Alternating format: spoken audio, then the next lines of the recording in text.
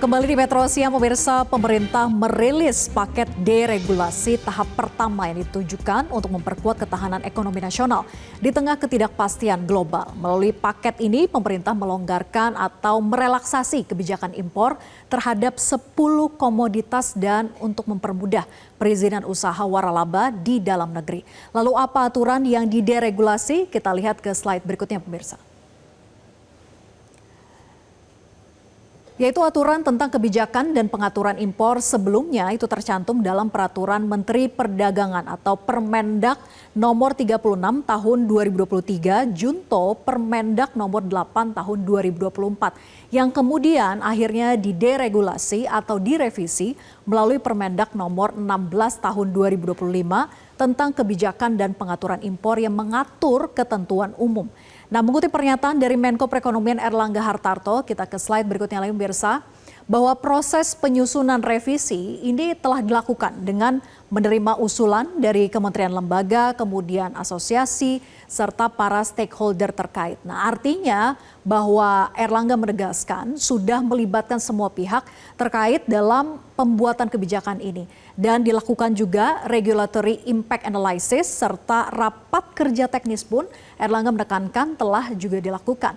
Nah, sehingga perubahan lartas atau larangan terbatas itu mencakup relaksasi terhadap 10 komoditas. Jadi apa saja yang masuk dalam 10 komoditas yang direlaksasi ini? Kita lihat.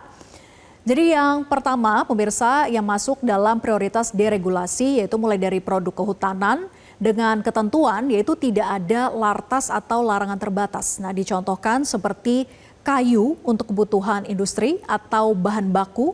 Nah, barang tersebut ini dipermudah tanpa persetujuan impor, namun tetap menggunakan deklarasi impor dari Kementerian Teknis. Nah, bergeser yang kedua yaitu pupuk bersubsidi. Ini juga tidak ada larangan terbatas. Kemudian ada bahan baku plastik, tidak ada lartas, bahan bakar lain, tidak ada lartas, kemudian sakarin, siklamat, preparat, kemudian juga bau-bauan yang mengandung alkohol. Nah, kita lihat kemudian ke slide berikutnya yaitu yang keenam adalah bahan kimia tertentu. Berikutnya adalah mutiara, kemudian nomor 8 yaitu food tray. Ini juga tidak ada larangan terbatas. Nah, food tray yang dimaksud ini merupakan nampan atau wajan untuk makanan. Nah, ini digunakan untuk menunjang program makan bergizi gratis atau MBG yang tengah dijalankan oleh Presiden Prabowo Subianto saat ini. Kemudian kita bergeser ke nomor 9, ini adalah alas kaki, di mana hanya berlaku untuk sepatu-sepatu olahraga yang tidak diproduksi di dalam negeri. Dan yang terakhir, ini adalah sepeda roda 2 dan roda 3. Jadi untuk kedua komoditas tersebut saat ini hanya dibutuhkan laporan surveyor dalam melakukan impor. Nah, lalu pemirsa, apa sebetulnya tujuan dari pemerintah untuk melakukan relaksasi kebijakan impor terhadap 10 komoditas tadi?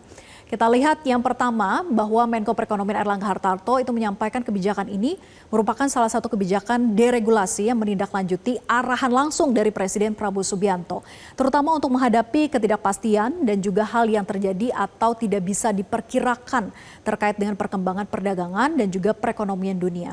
Nah, oleh karena itu pemerintah melakukan deregulasi guna memberikan kemudahan bagi para pelaku usaha sekaligus untuk mendorong daya saing.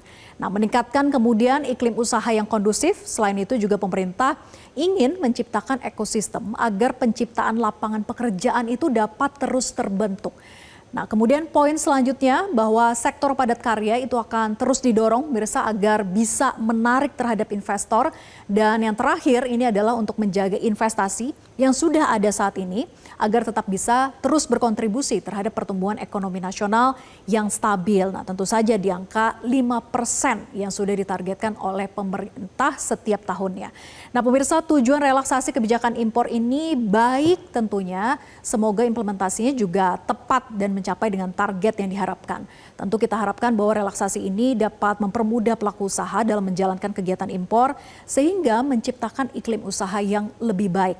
Kemudian mendatangkan lebih banyak investasi dan menciptakan lapangan pekerjaan yang manfaatnya tentu bisa dirasakan oleh masyarakat yang belakangan ini terdampak badai PHK agar bisa segera terserap ke lapangan kerja baru. Tentu itu menjadi harapan kita bersama.